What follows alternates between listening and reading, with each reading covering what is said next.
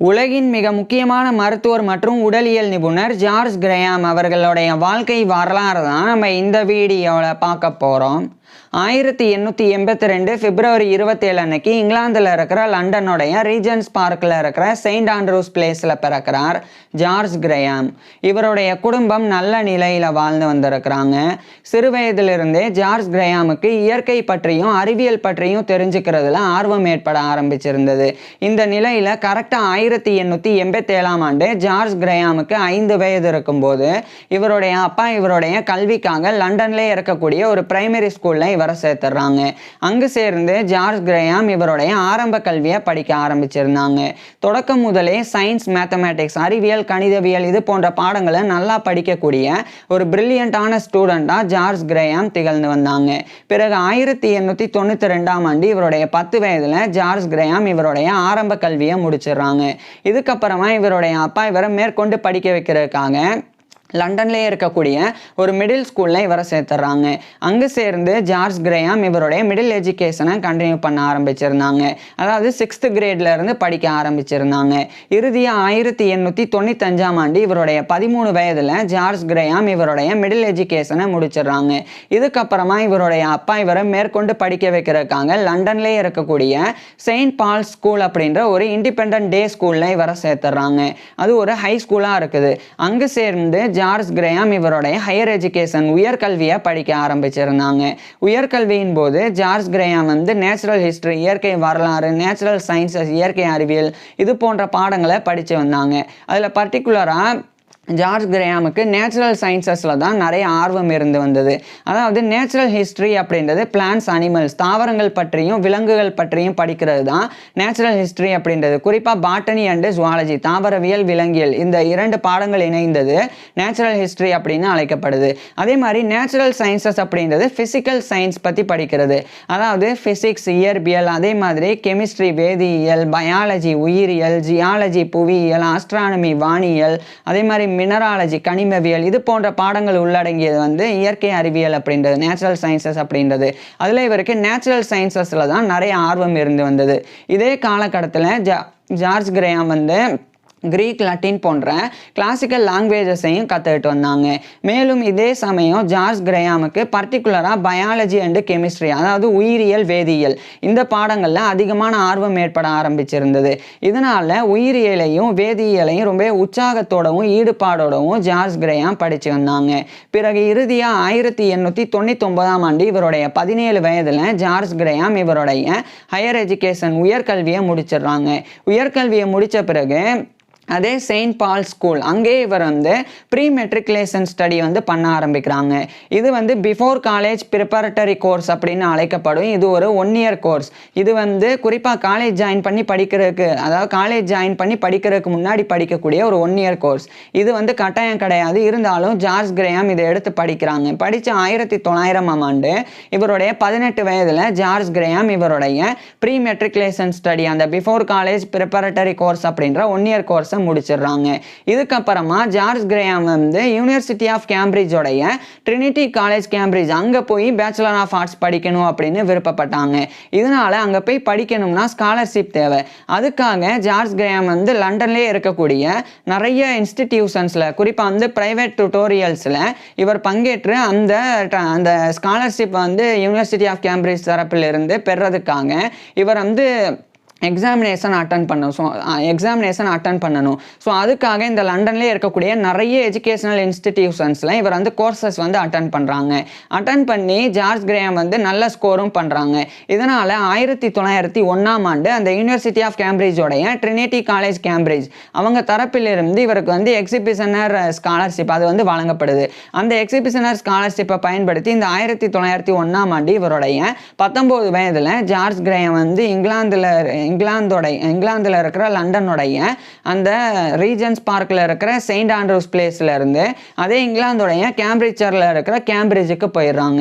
அங்கே போய் அந்த கேம்பிரிட்ஜில் இருக்கக்கூடிய யூனிவர்சிட்டி ஆஃப் கேம்பிரிட்ஜோடைய ஒரு கன்ஸ்டிடியூவன்ஸ் காலேஜான ட்ரினிட்டி காலேஜ் கேம்பிரிட்ஜ் அங்கே வந்து இவர் வந்து ஜாயின் பண்ணி பேச்சுலர் ஆஃப் ஆர்ட்ஸ் வந்து படிக்க ஆரம்பிக்கிறாங்க. அதுவும் குறிப்பாக நேச்சுரல் சயின்சஸ் தான் படிக்கிறாங்க. நேச்சுரல் சயின்சஸ்லேயே பயாலஜி, கெமிஸ்ட்ரி, உயிரியல், வேதியியல் இந்த பாடங்களை தான் மேஜர் சப்ஜெக்டாக எடுத்து இவர் படிக்க ஆரம்பிச்சிருந்தாங்க. அதாவது இந்த சயின்ஸ், நேச்சுரல் சயின்சஸ் குறிப்பாக வந்து பயாலஜி, கெமிஸ்ட்ரிலாம் எப்படி பேச்சுலர் ஆஃப் ஆர்ட்ஸில் இருக்கும் அப்படின்னா இந்த காலகட்டத்தில் பேச்சுலர் ஆஃப் ஆர்ட்ஸில் தான் உயிரியல், வேதியியல், அதே மாதிரி இயற்பியல், அதுக்கப்புறமா அந்த விலங்கியல், அதுக்கப்புறம் தாவரவியல் அப்படின்னு எல்லா அறிவியல் சார்ந்த பாடங்களும் பேச்சுலர் ஆஃப் ஆர்ட்ஸில் தான் இருந்தது. ஸோ இவர் வந்து ட்ரினிட்டி காலேஜ் கேம்பிரிட்ஜில் பேச்சுலர் ஆஃப் ஆர்ட்ஸ் வந்து படிக்க ஆரம்பிக்கிறாங்க. அதுலேயும் குறிப்பாக நேச்சுரல் சயின்சஸ் ட்ரைபாஸ் பார்ட் 1 வந்து 1901ஆம் ஆண்டிலிருந்து படிக்க ஆரம்பிக்கிறாங்க. அதாவது ட்ரைபாஸ் அப்படின்றது வந்து பேச்சுலர் ஆஃப் ஆர்ட்ஸ்லேயே வந்து ட்ரைபாஸ் 1, ட்ரைபாஸ் 2 அப்படின்னு சொல்லி பார்ட் 1, பார்ட் 2 அப்படின்னு ரெண்டாக வந்து பிரிஞ்சிருக்கு. அதில் இவர் வந்து பார்ட் 1 படித்து 1903ஆம் ஆண்டு ஜார்ஜ் கிரேயாம் வந்து இவருடைய 21 வயதில் ட்ரைபாஸ் பார்ட் 1 வந்து நேச்சுரல் சயின்ஸில் இந்த ட்ரினிட்டி காலேஜ் கேம்பிரிட்ஜில் முடிக்கிறாங்க. அப்படியே இவர் வந்து அதே பேச்சுலர் ஆஃப் ஆர்ட்ஸில் அந்த ட்ரைபாஸ் பார்ட் 2ஐயும் கண்டினியூ பண்ண ஆரம்பிக்கிறாங்க. அதாவது பேச்சுலர் ஆஃப் ஆர்ட்ஸில் இந்த செமஸ்டர்ஸ் மாதிரி ஒவ்வொரு செமஸ்டர் மாதிரி ட்ரைபாஸ் பார்ட் 1, ட்ரைபாஸ் பார்ட் 2 அப்படின்னு சொல்லியிருக்கு. இது குறிப்பாக வந்து யூனிவர்சிட்டி ஆஃப் கேம்பிரிட்ஜில் மட்டும்தான் வழங்கப்படுது ட்ரைபாஸ் அப்படின்னு.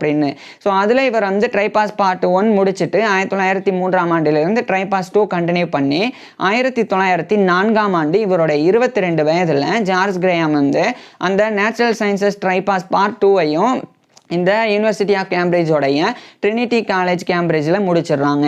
இதுக்கப்புறமா இவருக்கு bachelor of arts BA degree 1904ஆம் ஆண்டு வழங்கப்படுது. இந்த சமயம் தான் ஜார்ஜ் கிரேயாம் வந்து மருத்துவம் படிக்கணும் அப்படின்னு இவர் வந்து முடிவு செஞ்சிடறாங்க.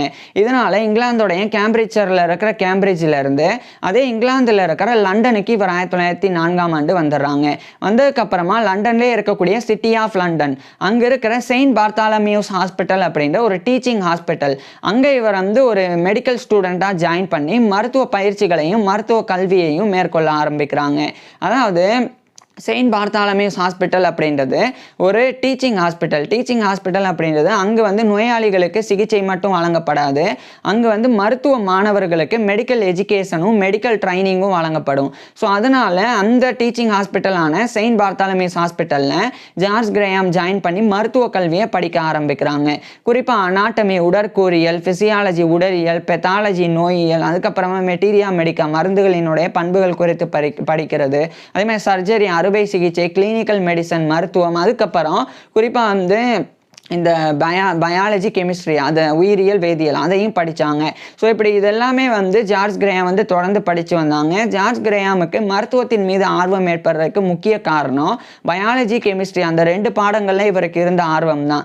ஏன்னா இந்த உயிரியலாக இருக்கட்டும் அதே மாதிரி வேதியியலாக இருக்கட்டும் இது ரெண்டுமே மனித உடல் சார்ந்தும் இருக்கும். அதாவது மனித உடல் சார்ந்து உயிரியல் இருக்கும். கெமிஸ்ட்ரி எப்படி இருக்கும்னா நம்மளுடைய உடலில் சுரக்கக்கூடிய ஹார்மோன்ஸ், ஸோ அது மாதிரியான விஷயங்கள், நம்மளுடைய உடலில் ஏற்படக்கூடிய ரசாயன மாற்றங்கள். ஸோ இது பற்றி படிக்கும்போது தான் ஜார்ஜ் கிரேயாமுக்கு மருத்துவத்தின் மீது ஆர்வம் ஏற்பட்டு இந்த செயின்ட் பார்த்தாலமியூஸ் ஹாஸ்பிட்டலில் மருத்துவம் படிக்க தொடங்கியிருந்தாங்க. இதுக்கப்புறமா இவர் வந்து லண்டன்லேயே இருக்கக்கூடிய royal college of surgeons of England, இது வந்து அந்த royal college of surgeons of England அப்படின்றது அறுவை சிகிச்சை நிபுணர்களுக்கு உண்டான ஒரு ராயல் காலேஜ். அதனுடைய மெம்பர்ஷிப்பை பெறணும் அப்படின்னு அதுக்குண்டான எக்ஸாமினேஷன் வந்து இவர் ப்ரிப்பேர் பண்ண ஆரம்பிக்கிறாங்க. மேலும் royal college of physicians of London இதுவும் லண்டன்லேயே இருக்குது. இது வந்து மருத்துவர்களுக்கு உண்டான ஒரு ராயல் காலேஜ். ஸோ அதனுடைய லைசன்ஸை பெறணும் அப்படின்னும் ஜார்ஜ் கிரேயாம் வந்து இவருடைய மருத்துவ கல்வியின் போது இவர் வந்து அந்த மெடிக்கல் ட்ரைனிங்கும் எடுத்துக்கிட்டு அதுக்குண்டான ப்ரிப்பரேஷனும் மேற்கொள்கிறாங்க. இறுதியாக 1907ஆம் ஆண்டு ஜார்ஜ் கிரேயாம் வந்து இவருடைய 25 வயதில் அந்த MRCSஐயும் LRCPயையும் பெற்றுறாங்க. அதாவது member of the royal college of surgeons MRCS அப்படின்ற அந்த மெம்பர்ஷிப்பையும் பெற்றுறாங்க. அதே மாதிரி LRCP அப்படின்ற licentiate of the royal college of physicians LRCP அப்படின்ற இந்த லைசன்ஸையும் இந்த 1907ஆம் ஆண்டு பெற்றுறாங்க. ஸோ செயின்ட் பார்த்தாலமியூஸ் ஹாஸ்பிட்டலில் இவர் மேற்கொண்ட மெடிக்கல் எஜுகேஷனும் மெடிக்கல் ட்ரைனிங்கும் தான் இவருக்கு இந்த அங்கீகாரங்கள் கிடைக்கிறதுக்கு காரணமாக இருந்தது. இதுக்கப்புறம் இந்த 1907ஆம் ஆண்டு தான் இவர் மறுபடியும் இங்கிலாந்துடைய லண்டனில் இருக்கிற சிட்டி ஆஃப் லண்டனில் இருந்து அதே இங்கிலாந்துடைய கேம்பிரிட்ஜரில் இருக்கிற கேம்பிரிட்ஜுக்கு போய் அந்த கேம்பிரிட்ஜில் இருக்கிற யூனிவர்சிட்டி ஆஃப் கேம்பிரிட்ஜ் அங்கே இவர் ஜாயின் பண்ணி ப்ராப்பராக வந்து மெடிக்கல் டிகிரிக்காக இவர் வந்து மருத்துவம் படிக்க ஆரம்பிக்கிறாங்க. ஸோ அதுவும் குறிப்பாக எம்பிபிசிஹெச் வந்து படிக்கிறாங்க. எம்பிபிசிஹெச் அப்படின்றது லட்டினில் மெடிசனே பேக்கலோரியஸ் சிரிஜே அப்படின்னு அர்த்தம். இது வந்து இங்கிலீஷில் MBBS bachelor of medicine and bachelor of surgery. So இதை படித்து 1908ஆம் ஆண்டு ஓராண்டுலேயே அந்த யூனிவர்சிட்டி ஆஃப் கேம்பிரிட்ஜில் இவர் அந்த எம்பிபிசிஹெச் அதாவது இந்த மெடிசனே பேக்கலோரியஸ் சிரிஜே அப்படின்ற எம்பிபிஎஸ் அந்த bachelor of medicine and bachelor of surgery இதை வந்து 1908ஆம் ஆண்டு இவருடைய 26 வயதில் ஜார்ஜ் கிரேஹாம் வந்து முடிக்கிறாங்க. ஒரே வருடத்தில் எப்படி இவர் வந்து டிகிரி முடிக்கிறாங்கன்னா, இதுக்கு முன்னாடி 3 வருடங்கள் லண்டனில் இருக்கிற செயின்ட் பார்த்தாலமியூஸ் ஹாஸ்பிட்டலில் இவர் வந்து மெடிக்கல் எஜுகேஷன் மெடிக்கல் ட்ரைனிங் ரெண்டுமே மேற்கொண்டது தான் ஒரே ஆண்டில் இவர் வந்து டிகிரி பெறறதுக்கு காரணமாக இருந்தது. இதுக்கப்புறமா இதே 1908ஆம் ஆண்டிலிருந்து அதே யூனிவர்சிட்டி ஆஃப் கேம்பிரிட்ஜ் அந்த யூனிவர்சிட்டி ஆஃப் கேம்பிரிட்ஜ்லேயே ஜார்ஜ் கிரேஹாம் வந்து டாக்டர் ஆஃப் மெடிசனும் படிக்க ஆரம்பிக்கிறாங்க. டாக்டர் ஆஃப் மெடிசன் அப்படின்றது மெடிசனில் போஸ்ட் கிராஜுவேட். ஸோ அதையும் எடுத்து இவர் வந்து படிக்க தொடங்குறாங்க. இந்த நிலையில தான் ஜார்ஜ் கிரேஹாம் வந்து ஒரு பெண்ணை வந்து திருமணம் பண்ணிக்கிறாங்க. திருமணத்துக்கு பிறகு ஜார்ஜ் கிரேஹாமுக்கும் மிஸ்ஸஸ் கிரேஹாமுக்கும் அதாவது ஜார்ஜ் கிரேஹாமுக்கும் இவருடைய மனைவியான மிஸ்ஸஸ் கிரேஹாமுக்கும் குழந்தைகளும் பிறந்தது. இது ஜார்ஜ் கிரேஹாமுடைய பர்சனல் லைஃப் தனிப்பட்ட வாழ்க்கையாக இருந்தது. இன்னொரு பக்கம் இதே காலகட்டத்தில் இவர் வந்து டாக்டர் ஆஃப் மெடிசன் படித்து வந்தாங்க. இந்த சமயம் இவருக்கு வந்து டயாபெட்டிஸ் அதில் தான் நிறைய ஆர்வம் ஏற்பட்டது. அதாவது நீரழிவு நோய் அது எதனால் ஏற்படுது, அதை எப்படி தடுக்கிறது, அது பற்றின விஷயங்களில் தான் ஜார்ஜ் கிரேஹாமுக்கு நிறைய ஆர்வம் ஏற்பட்டிருந்தது. அதில் குறிப்பாக இந்த காலகட்டத்தில் இவர் வந்து மெடிசன்லேயே இந்த டயாபெட்டிஸை தான் வந்து தேர்ந்தெடுக்கிறாங்க. அதாவது மெடிசனில் நிறைய ஸ்பெஷாலிட்டிஸ் இருக்குது. குறிப்பாக பீடியாட்ரிக்ஸ் குழந்தை மருத்துவம், அப்சட்ரிக்ஸ் மகப்பேறு மருத்துவம் பிரசவம் பார்க்குறது, அதே மாதிரி கைனகாலஜி பெண் நோயியல், கார்டியாலஜி இருதயவியல், டெர்மட்டாலஜி தோல் மருத்துவம் அப்படின்னு இன்னும் எக்கச்சக்கமான ஸ்பெஷாலிட்டிஸ் இருக்குது. அதில் இவர் வந்து ஜார்ஜ் கிரேஹாம் வந்து பர்டிகுலராக டயபெட்டிஸ் பற்றி படிக்கக்கூடிய ஒரு டயபெட்டாலஜிஸ்ட் ஆகணும், ஒரு நீரழிவு நோயியல் நிபுணர் ஆகணும், சர்க்கரை நோயியல் நிபுணர் ஆகணும் அப்படின்றது தான் ஜார்ஜ் கிரேஹாமுக்கு எண்ணமாக இருந்தது. இதனால நீரழிவு நோய் சார்ந்த ஆய்வுகளில் இவர் ஈடுபட்டு டாக்டர் ஆஃப் மெடிசனும் படித்து வந்தாங்க. இந்த நிலையில் இவர் அந்த எம்டி டிகிரிக்காக படிச்சுட்டு இருக்கும்போதே 1911ஆம் ஆண்டு ஜேர்னல் ஆஃப் ஃபிசியாலஜி அப்படின்ற ஜேர்னல் அதில் இவர் வந்து இந்த டயபெட்டிஸ் சம்மந்தமான ரிசர்ச் ஒர்க் எழுதி பப்ளிஷ் பண்ணுறாங்க. இதுக்கப்புறமா 1912ஆம் ஆண்டு அந்த யூனிவர்சிட்டி ஆஃப் கேம்பிரிட்ஜிலேருந்து டாக்டர் ஆஃப் மெடிசன் அப்படின்ற அந்த எம்டி டிகிரியை ஜார்ஜ் கிரேஹாம் வந்து இவருடைய 30 வயதில் முடிச்சிடுறாங்க. முடித்த உடனடியாக இந்த 1912ஆம் ஆண்டு இவருக்கு பெய்ட் மெமோரியல் ஃபெல்லோஷிப் வந்து வழங்கப்படுது. அது ஒரு உதவித்தொகை மாதிரி. அதை பயன்படுத்தி இவர் வந்து ஜெர்மனிக்கு போய் ஆராய்ச்சி பண்ண முடியும். ஸோ அது கிடைச்ச உடனே இவர் வந்து இங்கிலாந்துடைய கேம்பிரிட்ஜில் இருக்கிற கேம்பிரிட்ஜிலேருந்து இதே 1912ஆம் ஆண்டு இவர் வந்து ஜெர்மனியில் இருக்கிற மியூனிச்சுக்கு போயிடுறாங்க. அந்த மியூனிக்கு போய் அங்கே வந்து இன்ஸ்டிடியூட் ஆஃப் ஃபிசியாலஜி அங்கே இவர் அந்த பெய்ட் மெமோரியல் ஃபெல்லோவாக ஜாயின் பண்ணி இவருடைய ஆராய்ச்சியை பண்ண தொடங்குறாங்க. இவருடைய ஆராய்ச்சியானது கார்போஹைட்ரேட்ஸில் இருந்தது. இந்த கார்போஹைட்ரேட்ஸ் வந்து உட்கொள்றதுனால தான் இந்த டயபெட்டிஸ்லாம் ஏற்படுது. ஸோ அந்த கார்போஹைட்ரேட்ஸோடைய ஆராய்ச்சியை ஜார்ஜ் கிரேஹாம் வந்து இந்த காலகட்டத்தில் மேற்கொள்ள ஆரம்பிக்கிறாங்க. குறிப்பாக ஜார்ஜ் கிரேஹாம் பொறுத்த வரைக்கும் இந்த சமயம் இந்த கார்போஹைட்ரேட்ஸ்லையே இவர் வந்து புரோட்டீன் ஸ்பேரிங் ஆக்ஷன் ஆஃப் கார்போஹைட்ரேட்ஸ் அதில் தான் இவருடைய ரிசர்ச் எல்லாம் பண்ண ஆரம்பிக்கிறாங்க. இதே காலகட்டத்தில் ஜே பார்க்ராஃப்ட் அப்படின்னு சொல்லி ஒரு மருத்துவர் அவர் கூட ஒரு ஆராய்ச்சி பண்ணி 1913ஆம் ஆண்டு ஒரு முக்கியமான ஆய்வுகளில் ஈடுபடுறாங்க. அதுலேயும் குறிப்பாக இந்த கார்போஹைட்ரேட்டை வந்து அதிகமாக சாப்பிட்றதுனால தான் நீரழிவு நோய் அதாவது ரத்தத்தில் சர்க்கரையின் அளவு அதிகரிக்குது. அப்போ இந்த நீரழிவு நோய் உள்ளவங்களுக்கு இந்த கார்போஹைட்ரேட்டினுடைய அந்த உணவை வந்து கம்மி பண்ணும்போது கார்போஹைட்ரேட்டை வந்து உணவாக எடுத்துக்காம தடுக்கும்போது ரத்தத்தில் சர்க்கரையின் அளவு அதிகரிக்காது. ஸோ ஒரு சீரான ஒரு நிலையான ஒரு சர்க்கரையின் அளவு இருக்கும். அதன் மூலமாக டயபெட்டிஸை கட்டுப்படுத்த முடியும் அப்படின்னு ஜார்ஜ் கிரேஹாமும் அந்த ஜே பார்க்ராஃப்ட் 2 பேரும் ஆராய்ச்சி பண்ணாங்க. அதன் முடிவாக 1913ஆம் ஆண்டு the effect of carbohydrate free diet on the dissociation curve of blood அப்படின்ற அந்த டைட்டிலில் ஒரு ஒர்க்கை ஜேர்னல் ஆஃப் ஃபிசியாலஜியில் இவரும் அந்த ஜே பார்க்ராஃப்டும் பப்ளிஷ் பண்ணுறாங்க. இதில் வந்து இந்த உணவு முறையில் கார்போஹைட்ரேட் இல்லாமல் இருக்கும்போது டயபெட்டிஸில் இந்த அளவுக்கு தாக்கம் ஏற்படுது அப்படின்ற குறித்து இந்த ஒரு ரிசர்ச் ஒர்க்கை பப்ளிஷ் பண்ணியிருந்தாங்க. இதுக்கப்புறமா இதே 1913ஆம் ஆண்டு எட்வர்ட் பால்மர் பால்டன் அப்படின்னு சொல்லி ஒரு மருத்துவர் மற்றும் அவர் ஒரு உடலியல் நிபுணரும் கூட. இந்த எட்வர்ட் பால்மர் பால்டனுடைய வாழ்க்கை வரலாறு நம்ம ஏற்கனவே பார்த்துருக்குறோம். அவர் வந்து 1883 அக்டோபர் 1 அன்னைக்கு பிறந்தவர். அதாவது ஜார்ஜ் கிரேஹாமை விட ஒரு வயசு கம்மி. ஸோ அவர் கூட சேர்ந்து ஜார்ஜ் கிரேஹாம் வந்து ஒரு கிரியாட்டனின் அதே எல்லாமே கிரியேட்டின் அதில் வந்து ஆராய்ச்சி பண்ணுறாங்க. அதில் ஆராய்ச்சி பண்ணி இதே 1913ஆம் ஆண்டு ஜார்ஜ் கிரயாமும் அந்த எட்வர்ட் பால்மர் பால்டன் 2 பேரும் இணைஞ்சு possible errors in the estimation of creatinine and creatine by Folin's method அப்படின்ற அந்த டைட்டில் ஒரு ரிசர்ச் ஒர்க்கையும் பப்ளிஷ் பண்ணுறாங்க. இதுவும் ஜேர்னல் ஆஃப் ஃபிசியாலஜியில் தான் ஜார்ஜ் கிரயாமும் அந்த எட்வர்ட் பால்மர் பால்டன் 2 பேரும் பப்ளிஷ் பண்ணியிருந்தாங்க.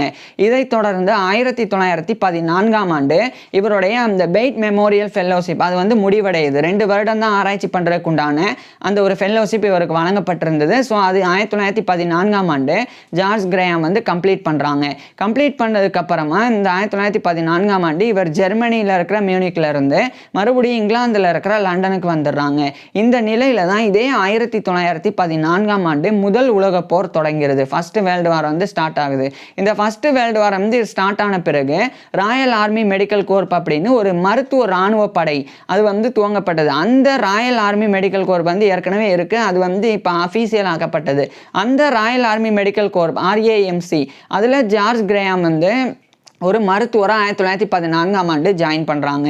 அதாவது இந்த ராயல் ஆர்மி மெடிக்கல் கோர்ப் அப்படின்ற இராணுவ மருத்துவ படையானது அந்த காயமடையக்கூடிய இராணுவ வீரர்கள் அவங்களுக்கு வந்து சிகிச்சை கொடுக்கறதுக்காகவும் அவங்களுக்கு ஏற்படக்கூடிய நோய்கள்ல இருந்து அவங்களை தடுக்கிறதுக்காகவும் உருவாக்கப்பட்ட ஒரு படைப்பிரிவு தான் இந்த ராயல் ஆர்மி மெடிக்கல் கோர்ப் அப்படின்ற இந்த இராணுவ மருத்துவ படை. அதில் ஜார்ஜ் கிரயாம் வந்து ஒரு மருத்துவராக ஜாயின் பண்ணுறாங்க. அங்கே தான் சர் ஆர்ச்சிபால்ட் எட்வர்ட் அப்படின்னு சொல்லி ஒரு மருத்துவர் இருந்தாங்க. அவர் கூட சேர்ந்து ஜார்ஜ் கிரயாம் வந்து இவருடைய பணிகளை செய்ய ஆரம்பிக்கிறாங்க. அவருடைய ஃபுல் நேம் வந்து சர் ஆர்ச்சிபால்ட் எட்வர்ட் கேரட் அப்படின்றது. அந்த சர் ஆர்ச்சிபால்ட் எட்வர்ட் கேரட் கூட இணைஞ்சு தான் ஜார்ஜ் கிரயாம் வந்து இவருடைய இராணுவத்தில் இவருடைய பங்களிப்பை கொடுக்க தொடங்குறாங்க. இதுக்கிடையில் 1915ஆம் ஆண்டு ஜார்ஜ் கிரயாம் வந்து ஜேர்னல் ஆஃப் ஃபிசியாலஜியில் இன்னொரு ஒர்க்கை வந்து எழுதி பப்ளிஷ் பண்ணுறாங்க. அதுவும் டயபெட்டிஸ் குறித்து எழுதுகிறாங்க. அது வந்து variations in the leak point in diabetes 1 low level அப்படின்ற டைட்டில் பப்ளிஷ் பண்ணுறாங்க. அதாவது variations in the leak point in diabetes 1 low level அப்படின்ற டைட்டில் இந்த ஒரு ஒர்க்கை பப்ளிஷ் பண்ணுறாங்க.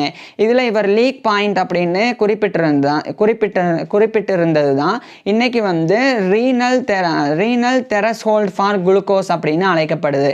இதுக்கப்புறம் இதே 1915ஆம் ஆண்டு variations in the leak point in diabetes 2 high level அப்படின்னு சொல்லி இன்னொரு ஒர்க்கு இதையும் ஜேர்னல் ஆஃப் ஃபிசியாலஜியிலேயே 1915ஆம் ஆண்டு இவர் வந்து ஜார்ஜ் கிரயாம் வந்து பப்ளிஷ் பண்ணுறாங்க. இதை தொடர்ந்து 1916ஆம் ஆண்டு அந்த Royal army medical corp RAMC அதில் ஒரு கேப்டனாகவே ஜார்ஜ் கிரயாம் வந்து நியமிக்கப்படுறாங்க அந்த இராணுவ மருத்துவ படையில். ஸோ அந்த பொறுப்புலையும் ஜார்ஜ் கிரயாம் வந்து இவருடைய பங்களிப்புகளை ஆற்ற தொடங்குறாங்க. இறுதியாக 1918ஆம் ஆண்டு இந்த முதல் உலகப் போரானது முடிவடையுது. இந்த 1918ஆம் ஆண்டு முதல் உலகப் போர் முடிவடைஞ்சிருந்தாலும் 1919ஆம் ஆண்டு தான் ஆர்மி நேவி அதே மாதிரி இந்த ராயல் ஆர்மி மெடிக்கல் கோர்ப் எல்லாமே வந்து டிமொபைலைஸ் பண்ணப்பட்டது. ஸோ இதுக்கப்புறம் இந்த 1919ஆம் ஆண்டு போரில் இருந்து ஜார்ஜ் கிரயாம் வந்து விலகி இவர் வந்து இங்கிலாந்தில் இருக்கிற லண்டனுக்கே போயிடுறாங்க. குறிப்பாக அந்த லண்டனில் இருக்கிற ஹாலோவே ரோடு அங்கே இருக்கக்கூடிய ராயல் நார்தன் ஹாஸ்பிட்டல் அங்க ஒரு அசிஸ்டன்ட் பிசிஷியன் உதவி மருத்துவரா 1919ஆம் ஆண்டு ஜார்ஜ் கிரயாம் வந்து நியமிக்கப்படுறாங்க. இதைத் தொடர்ந்து 1920ஆம் ஆண்டு லண்டன்லேயே இருக்கக்கூடிய ராயல் காலேஜ் ஆஃப் பிசிஷியன்ஸ் ஏற்கனவே அதனுடைய லைசன்ஸ் பெற்றாங்க. இப்போ இந்த 1920ஆம் ஆண்டு அதனுடைய ஒரு ஃபெல்லோவா இவர் வந்து தேர்ந்தெடுக்கப்படுறாங்க. ஸோ 1920ஆம் ஆண்டு fellow of the royal college of physicians FRCP அப்படின்ற இந்த ஒரு கௌரவத்தை பெற்றுறாங்க. இதுக்கப்புறமா இதே 1920ஆம் ஆண்டு செயின்ட் பார்த்தாலமியூஸ் ஹாஸ்பிட்டல் அவங்க தரப்பிலிருந்து மெடிக்கல் ப்ரொபசோரியல் யூனிட் அப்படின்னு சொல்லி ஒன்று எஸ்டாப்ளிஷ் பண்ணப்பட்டிருந்தது, ஒன்று நிறுவப்பட்டிருந்தது ஒரு யூனிட். அந்த யூனிட்ல ஜார்ஜ் கிரயாம் வந்து கலந்துக்கிட்டு அதுலேயும் இவருடைய ஆராய்ச்சியை 1920ஆம் ஆண்டிலிருந்து ஜார்ஜ் கிரயாம் வந்து பண்ண தொடங்குறாங்க. குறிப்பாக முழுக்க இவர் வந்து டயபெட்டிஸ் குறித்த ஆராய்ச்சியில் தான் ஈடுபட தொடங்கியிருந்தாங்க. இந்த நிலையில் 1921ஆம் ஆண்டு இந்த காலகட்டத்திலலாம் இந்த இன்சுலின் ஆனது முழுமையாக கண்டுபிடிக்கப்படாத ஒரு காலமாக இருந்தது. இன்சுலின் அப்படின்ற என்னன்னா பொதுவாக இப்போ சர்க்கரை நோய் எப்படி ஏற்படுது அதனுடைய செயல்முறை என்ன இது குறித்து புரிஞ்சாதான் அடுத்தது வந்து புரியும். அதனால சர்க்கரை நோய் எப்படி ஏற்படுது அப்படின்னு பார்ப்போம். பார்ப்போம். முதல்ல வந்து நார்மலாக நம்ம வந்து இப்போ சர்க்கரையை வந்து நம்ம உணவில் சேர்த்துக்கிட்டு அதை வந்து உட்கொள்ளும்போது நம்மளுடைய ரத்தத்தில் சர்க்கரையின் அளவு அதிகரிக்கும். அப்போ அந்த ரத்தத்தில் சர்க்கரையின் அளவு அதிகரிக்கும் போது அதை கட்டுப்படுத்துறதுக்காக நம்மளுடைய கணையம் அதில் வந்து பீட்டா செல்ஸ் அப்படின்ற ஒரு சிறப்பு செல் அது வந்து உருவாகி அந்த பீட்டா செல்ஸ் வந்து கணையத்திலிருந்து இன்சுலினை வந்து உற்பத்தி செய்யும். அதுக்கப்புறமா அந்த இன்சுலின் ஆனது நம்மளுடைய கல்லீரல், அதே மாதிரி தசை, அதுக்கப்புறமா கொழுப்பு திசுக்கள், இந்த 3 இதனுடைய செல்களுக்கு ரத்தத்தில் சர்க்கரையின் அளவு அதிகமாக இருக்குது அப்படின்னு சிக்னல் கொடுக்கும், சமிக்கை வந்து கொடுக்கும். இதுக்கப்புறமா முதல்ல கல்லீரலில் இருக்கக்கூடிய செல்கள், அந்த செல்கள் வந்து ரத்தத்தில் இருக்கக்கூடிய குளுக்கோஸ் என்ற சர்க்கரையை அது வந்து எடுத்துக்க ஆரம்பிக்கும். ஸோ அந்த செல்ஸ் வந்து அந்த குளுக்கோஸை வந்து எடுத்துக்கிட்டு அது வந்து கிளைக்கோஜன் அப்படின்ற ஒரு பொருளாக மாற்றி அது வந்து கல்லீரலில் வந்து ஸ்டோர் பண்ணிடும். இந்த கிளைக்கோஜன் அப்படின்றது நமக்கு ஆற்றல் தேவைப்படும் போது, நமக்கு எனர்ஜி தேவைப்படும் போது இந்த கிளைக்கோஜன் தான் ஒரு எரிபொருள் மாதிரி வந்து செயல்பட்டு அந்த கிளைக்கோஜன் நமக்கு வந்து ஆற்றலை வந்து கொடுக்கும். ஸோ இந்த மாதிரி ரத்தத்தில் இருக்கக்கூடிய குளுக்கோஸ் அந்த சர்க்கரையை வந்து கிளைக்கோஜனாக மாற்றக்கூடிய அந்த பணியை வந்து கல்லீரலில் இருக்கக்கூடிய செல்கள் பண்ணும். இப்போ ஒருவேளை அந்த கல்லீரலில் இருக்கக்கூடிய கிளைக்கோஜன் ஆனது நிரம்பிருச்சு, இப்போ அதிகமாக இன்னும் நம்ம சர்க்கரையின் அளவு அதிகமாக நம்ம எடுத்துக்கிட்டே இருந்தோம்னா ரத்தத்தில் இன்னும் அதிகரிக்குதுன்னா அப்போ அந்த கல்லீரலில் இடம் இருக்காது கிளைக்கோஜன் வந்து சேமிக்கிறதுக்கு. இதனால கல்லீரல் செல்கள் வந்து மேலும் ரத்தத்தில் இருக்கக்கூடிய சர்க்கரையை வந்து எடுத்துக்காது. அப்போ தான் இந்த தசை மசில்ஸ் அதில் இருக்கக்கூடிய செல்ஸ் வந்து அந்த ரத்தத்தில் இருக்கக்கூடிய அந்த சர்க்கரையை வந்து குளுக்கோஸை வந்து மாற்ற தொடங்கும். அதுக்கப்புறமா அதுவும் வந்து நிரம்பிருச்சு அப்படின்னா, நான் புரிகிறதுக்காக சொல்கிறேன், அதுக்கப்புறம் அதுவும் வந்து ஃபுல்லாகிருச்சுன்னா ஃபேட், அதாவது நம்மளுடைய கொழுப்பு திசுக்கள் அதில் இருக்கக்கூடிய செல்கள் அது வந்து அந்த சர்க்கரையை வந்து குளுக்கோஸை வந்து கொழுப்பாக வந்து மாற்ற ஆரம்பிக்கும். ஸோ கல்லீரலோ இல்லைன்னா மசில் இது வந்து இதில் இருக்கக்கூடிய செல்கள் வந்து குளுக்கோஸை கிளைக்கோஜன் அப்படின்ற நமக்கு ஆற்றல் தரக்கூடிய ஒரு விஷயமா மாற்றும். ஆனால் அதே சமயம் கொழுப்பு திசுக்கள் வந்து அப்படி பண்ணாது, அதனுடைய செல்கள் வந்து குளுக்கோஸை அப்படியே கொழுப்பா வந்து மாற்ற தொடங்கும். இப்படி இந்த அளவையும் மீறி சர்க்கரை வந்து அதிகமாக எடுத்துக்கும் போது இந்த 3 செல்ஸுமே வந்து சரியா ரெஸ்பான்ஸ் பண்ணாது இன்சுலினுக்கு. அதாவது ரத்தத்தில் சர்க்கரையின் அளவு அதிகரிக்குது. அப்போ பீட்டா செல்ஸ் வந்து அந்த கணையத்தில் வந்து இன்சுலினை உற்பத்தி செய்யுது. அப்போ அந்த இன்சுலின் போய் சிக்னல் கொடுக்கும் கல்லீரல், அதே மாதிரி தசை, அதுக்கப்புறமா கொழுப்பு திசுக்கள் இதனுடைய செல்களுக்கு சிக்னல் கொடுக்கும். ஆனால் அந்த ஏற்கனவே இப்போ கல்லீரலில் கிளைக்கோஜன் ஜாஸ்தி இருக்குது, அதே மாதிரி கொழுப்பு ஏற்கனவே உடம்புல அதிகமாக இருக்குது அப்படின்னா அப்போ அந்த செல்ஸ் வந்து ரத்தத்தில் இருக்கக்கூடிய குளுக்கோஸை வந்து எந்த விதமாகவும் நமக்கு பயன்படக்கூடிய பொருளாக மாற்றாது. இதனால ரத்தத்தில் சர்க்கரையின் அளவு அதிகரித்தே இருக்கும். அதுதான் வந்து டைப் 2 டயபெட்டிஸ் அப்படின்றது. ஸோ இது வந்து நீரிழிவு நோயினுடைய வகை 2. அதே மாதிரி டைப் 1 டயபெட்டிஸ் அப்படின்றது நம்மளுடைய உடலில் ஏதாவது ஒரு நோய் வந்திருக்கும் போது அந்த நோய் கிருமிகளானது பீட்டா செல்ஸ் மாதிரியே மியூட்டேட் ஆகும், அதன் மாதிரியே மெமிக்ரி பண்ணும். ஸோ அதனால நம்மளுடைய நோய் எதிர்ப்பு சக்தி வந்து ஒரு சில நேரங்களில் அந்த பீட்டா செல்ஸ் மாதிரியே நோய் கிருமிகளும் இருக்கிறனால நோய் கிருமிகளை அழிக்கிறேன் அப்படின்னு பீட்டா செல்ஸையும் சேர்த்து அழிச்சிரும். இப்படி பீட்டா செல்ஸ் இல்லாதனால இப்போ நம்மளுடைய ரத்தத்தில் சர்க்கரையின் அளவு அதிகரிக்கும் போது பீட்டா செல்ஸ் இல்லாதனால கணையத்தில் இன்சுலின் வந்து உற்பத்தி ஆகாது. ஏன்னா பீட்டா செல்ஸ் தான் வந்து இன்சுலினை உற்பத்தி செய்யும். இப்போ இன்சுலினை உற்பத்தி செய்கிறதுக்கு பீட்டா செல்ஸ் இல்லாதனால இன்சுலின் உற்பத்தி ஆகாது. இன்சுலின் உற்பத்தி ஆகி இன்சுலின் போய் சிக்னல் கொடுத்தா தான் கல்லீரல் செல்ஸ் எல்லாமே வந்து கல்லீரல், அதே மாதிரி தசை, கொழுப்பு அதில் இருக்கக்கூடிய செல்கள் எல்லாமே அந்த குளுக்கோஸை வந்து கன்வெர்ட் பண்ணி கிளைக்கோஜனாவோ கொழுப்பாவோ மாற்றும். ஆனால் இப்போ இன்சுலினே உற்பத்தி ஆகலை, ஏன்னா பீட்டா செல்ஸும் அழிஞ்சு போச்சு அப்படின்றனால இதன் காரணமாக ரத்தத்தில் சர்க்கரையின் அளவு அதிகரிச்சுட்டே போகும். இது வந்து டைப் 1 டயபெட்டிஸ் அப்படின்றது. ஸோ இதுக்கு டைப் 1 டயபெட்டிஸுக்கு கண்டிப்பாக வந்து இன்சுலின் ஆனது ரொம்ப முக்கியம். அதே மாதிரி டைப் 2 டயபெட்டிஸுக்கு ஓரளவுக்கு உடற்பயிற்சி செஞ்சாலே, நல்லா உடற்பயிற்சி செஞ்சாலே சர்க்கரையின் அளவை கட்டுப்படுத்த முடியும். ஆனால் இந்த காலகட்டத்தில், இந்த 1921 காலகட்டத்தில் இறுதியில் தான் இன்சுலின் ஆனது கண்டுபிடிக்கப்பட்டு அது வந்து அதுக்கப்புறம் தான் பயன்பாட்டுக்கே வருது. ஸோ இதுக்கு முன்னாடி வரைக்கும் இந்த நீரிழிவு நோய் ஏற்பட்டாலே, டயபெட்டிஸ் ஏற்பட்டாலே உடனடியாக சில காலங்களிலே இறந்து போயிடுவாங்க, அந்த நிலை இருந்தது. அப்போ தான் ஜார்ஜ் கிரஹாம் வந்து அந்த இன்சுலின் வந்து இப்போ உற்பத்தி ஆகலை, அப்போ நம்ம வந்து என்ன பண்ணணும் அப்படின்னு சொல்லி ஒரு முக்கியமான ஒரு விஷயத்தில் வந்து ஆராய்ச்சி பண்ணுறாங்க. அப்போ இவர் உருவாக்கிய ஒரு முறை தான் லேடர் டயட் அப்படின்றது. இந்த லேடர் டயட் அப்படின்ற ஒன்றும் கிடையாது, உணவு முறை.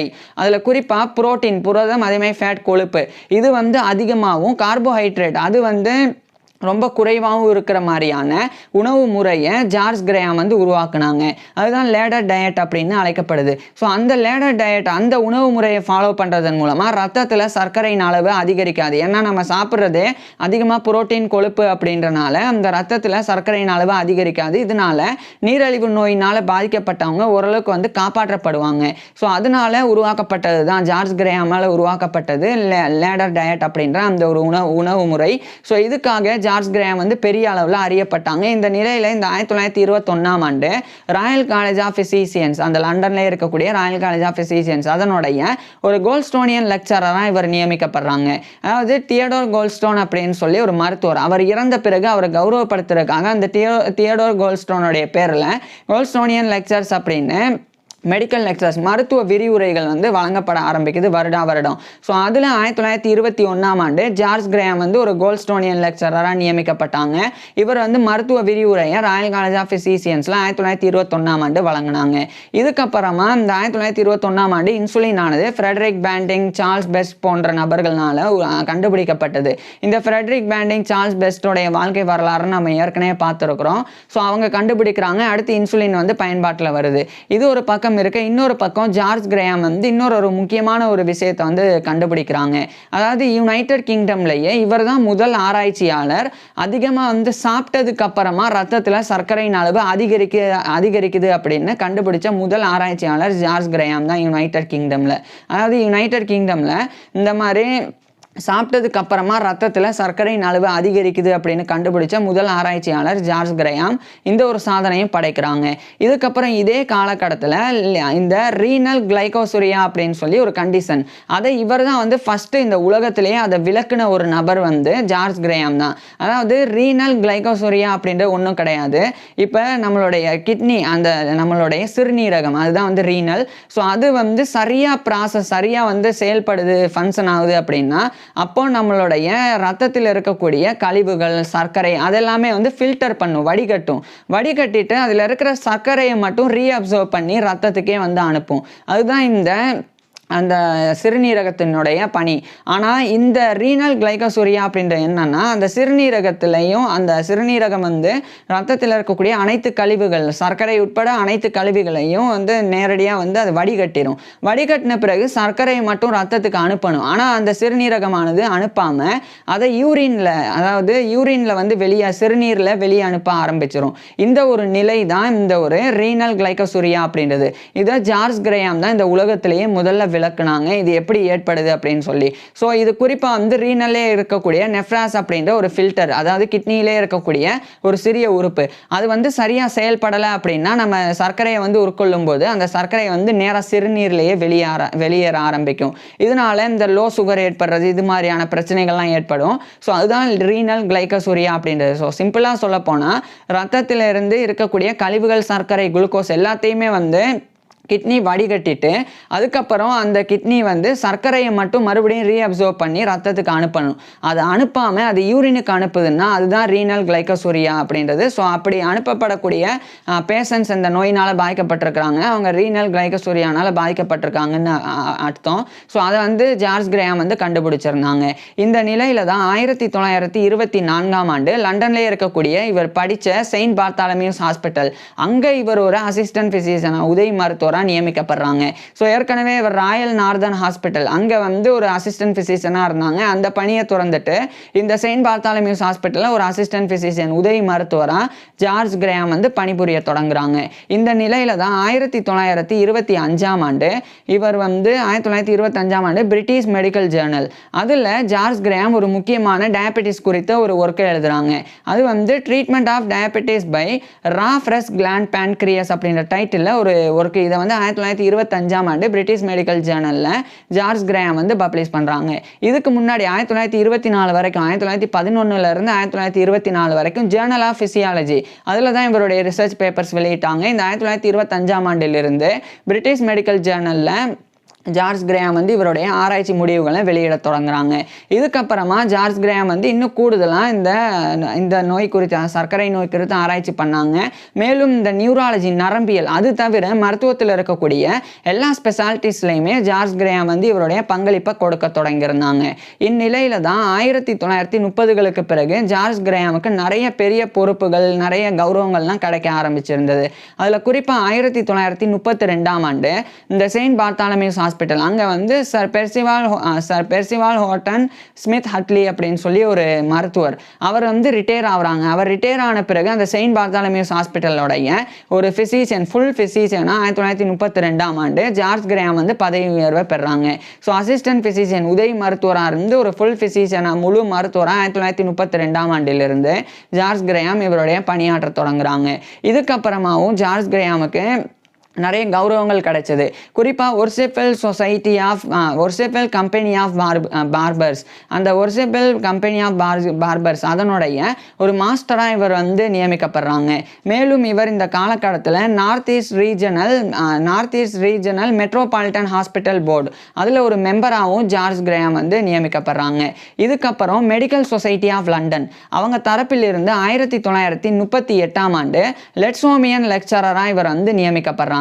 ஸோ லெட்சோமியன் அப்படின்னு ஒரு மருத்துவர் அவர் இறந்த பிறகு அவரை கௌரவப்படுத்துறதுக்காக லெட்சோமியன் லெக்சர்ஸ் அப்படின்னு மருத்துவ விரிவுரையானது அந்த மெடிக்கல் லெக்சரானது அவருடைய பேரில் மெடிக்கல் சொசைட்டி ஆஃப் லண்டனில் நிறுவப்பட்டிருந்தது.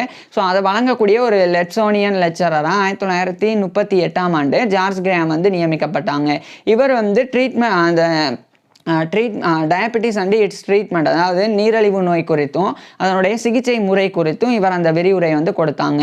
இதுக்கப்புறமா 1939ஆம் ஆண்டு 2ஆம் உலகப் போர் தொடங்கிறது. இந்த 2ஆம் உலகப் போர்லையுமே ஜார்ஜ் கிரேஹாம் வந்து இவருடைய பங்களிப்பை ஆற்ற தொடங்குறாங்க. இந்நிலையில் 1940ஆம் ஆண்டு இந்த ராயல் காலேஜ் ஆஃப் ஃபிசிஷியன்ஸ் அதனுடைய க்ரூனியன் லெக்சரராகவும் இவர் நியமிக்கப்படுறாங்க. அதாவது வில்லியம் க்ரூன் அப்படின்னு ஒரு மருத்துவர். இந்த வில்லியம் க்ரூனுடைய வாழ்க்கை வரலாறு நம்ம ஏற்கனவே பார்த்துருக்குறோம். அவர் இறந்த பிறகு அவரை கௌரவப்படுத்துறதுக்காக க்ரூனியன் லெக்சர்ஸ் அப்படின்னு மெடிக்கல் லெக்சர் இருக்குது. அதை வந்து வழங்குறதுக்கு 1940ஆம் ஆண்டு ஜார்ஜ் கிரேஹாம் வந்து நியமிக்கப்படுறாங்க. மேலும் இதே 1940ஆம் ஆண்டு ஜார்ஜ் கிரேஹாம் வந்து review of the causes of diabetes mellitus அப்படின்னு நீரிழிவு நோய் ஏற்படுறதுக்கு உண்டான காரணங்கள் குறித்து ஒரு ஒர்க்கை பிரிட்டிஷ் மெடிக்கல் ஜேர்னலில் இவர் பப்ளிஷ் பண்ணாங்க. மேலும் இதே 1940ஆம் ஆண்டு ஜார்ஜ் கிரேஹாம் வந்து the role of the liver in diabetes mellitus அப்படின்னு இன்னொரு ஒர்க்கையும் எழுதி பப்ளிஷ் பண்ணுறாங்க. இது வந்து இந்த கல்லீரலினுடைய பங்களிப்பு இந்த நீரிழிவு நோயில் எப்பேற்பட்டது அப்படின்ற குறித்து எழுதினாங்க. அதாவது ஏற்கனவே சொன்ன மாதிரி இந்த குளுக்கோஸ் எல்லாமே கல்லீரல் செல்கள் தான் கிளைக்கோஜனாக மாற்றி கல்லீரலில் தான் ஸ்டோர் பண்ணி வச்சுக்கும். ஸோ அந்த பங்களிப்பை தான் ஜார்ஜ் கிரேஹாம் வந்து 1940ஆம் ஆண்டு எழுதி வெளியிட்டிருந்தாங்க. இதுக்கப்புறம் இந்த 2ஆம் உலகப் போரின் போது நிறைய செயின்ட் பார்த்தாலமியூஸ் ஹாஸ்பிட்டல் உட்பட நிறைய ஹாஸ்பிட்டல் அதே மாதிரி யூனிவர்சிட்டிஸ்லாம் தாக்கத்துக்கு உள்ளாக்கப்பட்டது. குண்டு வெடிப்பு இது மாதிரியான நிகழ்வுகள் நடந்தது. அப்போ ஜார்ஜ் கிரேஹாம் வந்து செயின்ட் பார்த்தாலமியூஸ் ஹாஸ்பிட்டல் ரெஸ்பான்சிபிளாக இருந்து அதில் இருக்கக்கூடிய பிரச்சனைகள் அங்கே ஏற்படக்கூடிய அந்த மெடிக்கல் இன்ஸ்ட்ருமெண்ட்ஸில் ஆரம்பித்து டாக்குமெண்ட்ஸில் இருந்து எல்லாத்தையுமே எவாக்குவேட் பண்ணி வேறு இடத்துக்கு கொண்டு போகிற அந்த ஒரு வேலையை ஜார்ஜ் கிரேஹாம் வந்து ஹெட்டாக இருந்து பண்ண ஆரம்பிக்கிறாங்க. இதே காலகட்டத்தில் செயின்ட் பார்த்தாலமியூஸ் ஹாஸ்பிட்டலில் இவர் வந்து ஒரு டயட்டட்டிக் டிபார்ட்மெண்ட்டையும் உருவாக்கியிருந்தாங்க. அந்த பெருமையும் ஜார்ஜ் கிரேஹாமுக்கு இருக்குது. இந்த நிலையில தான் 1945ஆம் ஆண்டு 2ஆம் உலகப் போர் முடிவடைஞ்சிருது. இதுக்கப்புறமா 1946ஆம் ஆண்டு ஜார்ஜ் கிரேஹாம் வந்து இவருடைய 64 வயதில் அந்த செயின்ட் பார்த்தாலமியூஸ் ஹாஸ்பிட்டலோடைய ஃபிசிஷியன் மருத்துவர் அப்படின்ற பொறுப்பில் இருந்து ரிட்டையர் ஆகுறாங்க. ரிட்டையர்மெண்ட்டுக்கு பிறகு ஜார்ஜ் கிரேஹாம் வந்து 1949ஆம் ஆண்டு ஒரு முக்கியமான பொறுப்பில் குறிப்பாக royal institute of public health அவங்க தரப்பிலிருந்து இவர் வந்து ஒரு ஹார்வர்ட் லெக்சரராக நியமிக்கப்படுறாங்க. இதுவும் ஹார்வர்ட் அப்படின்னு ஒரு மருத்துவர் அவரை கௌரவப்படுத்துறதுக்காக அவருடைய பேரில் ஹார்வர்ட் லெக்சர்ஸ் அப்படின்னு ஒரு மெடிக்கல் லெக்சர்ஸ் இருக்குது. அது வந்து வருடம் வழங்கப்படும். அது 1949ஆம் ஆண்டு 1950 இந்த காலகட்டத்தில் வழங்குறதுக்கு ஜார்ஜ் கிரேஹாம் நியமிக்கப்பட்டாங்க. இவர் வந்து 1950ஆம் ஆண்டு 3 லெக்சர்ஸ் 3 விரிவுரைகளை வந்து டயபெட்டிஸ் குறித்து நீரிழிவு நோய் குறித்து வழங்கினாங்க. இதுக்கப்புறமா அதிலிருந்து 3 ஆண்டுக்கு பிறகு 1953ஆம் ஆண்டு ராயல் காலேஜ் ஆஃப் ஃபிசிஷியன்ஸ் அதில் ஒரு ஹார்வேயின் ஒரேட்டராக இவர் வந்து நியமிக்கப்படுறாங்க. ஸோ ஹார்வேயின் ஒரேட்டர் ஏற்கனவே சொன்னாங்க, வில்லியம் ஹார்வே அவரை கௌரவப்படுத்திருக்காங்க. ஹார்வேயின் ஒரேசன் அப்படின்னு ஒரு மெடிக்கல் லெக்சர் நிறுவப்பட்டிருந்தது. ஸோ அதை வழங்குறதுக்கு 1953 ஜார்ஜ் கிரேம் நியமிக்கப்பட்டாங்க. ஸோ ராயல் காலேஜ் ஆஃப் ஃபிசிசியன்ஸில் ஹார்வேயின் ஒரேசனை கொடுக்கக்கூடிய ஒரு ஹார்வேயின் ஒரேட்டராக 1953 ஜார்ஜ் கிரேம் வந்து இருந்தாங்க. இதுக்கப்புறமா அதே ராயல் காலேஜ் ஆஃப் ஃபிசிசியன்ஸோடைய ஒரு சீனியர் சென்சாராகவும் இவர் நியமிக்கப்படுறாங்க. மேலும் இதே காலகட்டத்தில் central group hospital management committee அதனுடைய ஒரு சேர்மனாகவே இவர் நியமிக்கப்படுறாங்க. So central group hospital management கமிட்டியோடைய ஒரு சேர்மனாகவும் ஜார்ஜ் கிரேம் வந்து இவருடைய பணிகளை 1960களுக்கு பிறகும் செஞ்சு வந்தாங்க. இதுக்கப்புறமா தான் மெல்ல மெல்ல ஜார்ஜ் கிரேம் வந்து வயது முதிர்ச்சியின் காரணமாக எல்லா பொறுப்புகளில் இருந்தும் ரிட்டையர் ஆக தொடங்குறாங்க. இதுக்கப்புறம் ஜார்ஜ் கிரேமுடைய தனிப்பட்ட வாழ்க்கையில் சில சோக நிகழ்வுகள் நடந்தது. அதாவது ஜார்ஜ் கிரேமுடைய மனைவியான மிஸ்ஸஸ் கிரேம் வந்து இறந்து போயிடுறாங்க. இது ஜார்ஜ் கிரேமுடைய பர்சனல் லைஃப்பில் இவருக்கு ஏற்பட்ட ஒரு பெரும் துயரமாக இருந்தது. இதிலிருந்து மீண்டு வர முடியாமல் தவிச்ச ஜார்ஜ் கிரேம் உடல்நல குறைபாடுனால பாதிக்கப்பட்டு இறுதியாக 1971 நவம்பர் 12 அன்னைக்கு இவருடைய 89 வயதில் ஜார்ஜ் கிரேம் இறந்து போயிடுறாங்க. ஸோ 1971 நவம்பர் 12 இவருடைய 89 வயதில் ஜார்ஜ் கிரேம் வந்து இறந்து போகிறாங்க. இந்த 1971 நவம்பர் 12 இவருடைய 89 வயதில் ஜார்ஜ் கிரேம் வந்து இறந்து போயிட்டாலும் இவர் இறந்த 50 ஆண்டுகளுக்கு மேலாயும் கூட இன்னைக்கு வரைக்குமே ஜார்ஜ் கிரேம் வந்து மிகச்சிறந்த ஒரு மருத்துவராக, குறிப்பாக ஒரு டயபெட்டாலஜிஸ்டாக, அதாவது ஒரு நீரழிவு அந்த சர்க்கரை நோய் நிபுணராக வந்து இன்னைக்கு வரைக்குமே போற்றப்படுறாங்க. அதுக்கு முக்கிய காரணம் யுனைடெட் கிங்டமில் அதிகமாக சாப்பிட்ட பிறகு, அதாவது சாப்பிட்டதுக்கு அப்புறமா ரத்தத்தில் குளுக்கோஸினோட அந்த சர்க்கரையின் அளவு அதிகரிக்கும் அப்படின்னு இவர் தான் வந்து கண்டுபிடிச்சிருந்தாங்க முதல் ஆராய்ச்சியாளராக. மேலும் அந்த ரீனல் கிளைகோசூரியா அதை வந்து விளக்கின முதல் நபர், இந்த உலகத்திலே முதல் நபர் அப்படின்ற சாதனையும் ஜார்ஜ் கிரேம் தான் வந்து படைச்சாங்க. ஸோ இதுக்காகலாம் இன்னைக்கு வரைக்குமே ஜார்ஜ் கிரேம் வந்து அறியப்பட்டு வராங்க. அது மட்டும் இல்லாமல் இன்சுலின் கண்டுபிடிக்கிறதுக்கு முன்னாடி அந்த லேடர் டயட் அப்படின்னு இவர் உருவாக்கின உணவு முறையுமே வந்து ரொம்ப ஃபேமஸ் ஆனது. ஸோ இது மாதிரியான பங்களிப்புகள் கொடுத்தனாலே ஜார்ஜ் கிரேம் வந்து இன்னைக்கு வரைக்குமே உலகம் முழுக்க போற்றப்படக்கூடிய ஒரு மருத்துவராகவும் சர்க்கரை நோய் நிபுணராகவும் இருந்து வராங்க. ஸோ இப்பேற்பட்ட ஜார்ஜ் கிரேம் பற்றி நீங்கள் என்ன நினைக்கிறீங்க அப்படின்றத கீழே கமெண்ட்ஸில் சொல்லுங்கள். உங்களுக்கு எந்த மாதிரியான டாபிக்ஸில் எந்த மாதிரியான வீடியோஸ் வேணும் அப்படின்றதையும் கீழே கமெண்ட்ஸில் சொல்லுங்கள். தேங்க்யூ.